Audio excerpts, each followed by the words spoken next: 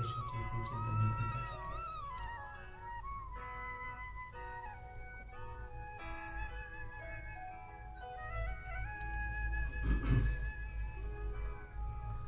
पूर्व श्लोक में योग रूढ़ शब्द आया, उसका लक्षण जानने की आकांक्षा होने पर योग रूढ़ पुरुष के लक्षण बतलाते हैं।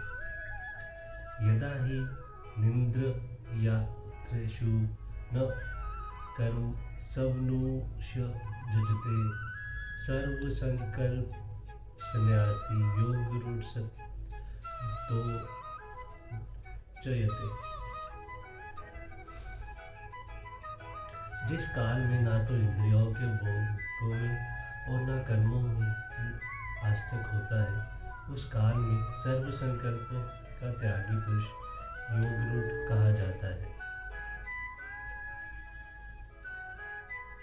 यहाँ इंद्रियों के विष में और कर्मों में केवल आस्तिक का त्याग बतलाया, कामना का त्याग नहीं बतलाया। इसका क्या कारण है? आस्तिक से ही कामना उत्पन्न होती है। यदि विषयों में और कर्मों में आस्तिक ना रहे तो कामना का अभाव तो अपने आप ही हो जाएगा। कारण के बिना कार्य हो ही नहीं सकता। अतएव आस्तिक के अभाव में कामना का अभाव भी समझ लेना चाहिए। सर्व संकल्प संन्यास का क्या अर्थ है और समस्त संकल्पों का त्याग हो जाने के बाद किसी भी विषय का ग्रहण या कर्म का संपादन कैसे संभव है? यहाँ संकल्पों के त्याग का अर्थ संपूर्ण मात्र का स्वतः त्याग नहीं है। यदि ऐसा माना जाए तो योग रूढ़ अवस्था का वर्णन ही असंभव हो जाए। जिसे वह अवस्था प्राप्त नहीं है वह तो उसका तत्व नहीं जानता, और जिसे प्राप्त है वह बोल नहीं सकता, फिर उसका वर्णन ही कौन करे?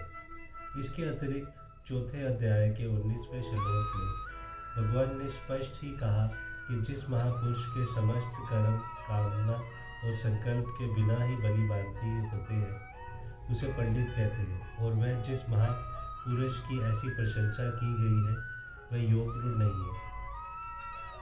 ऐसा नहीं कहा जा सकता।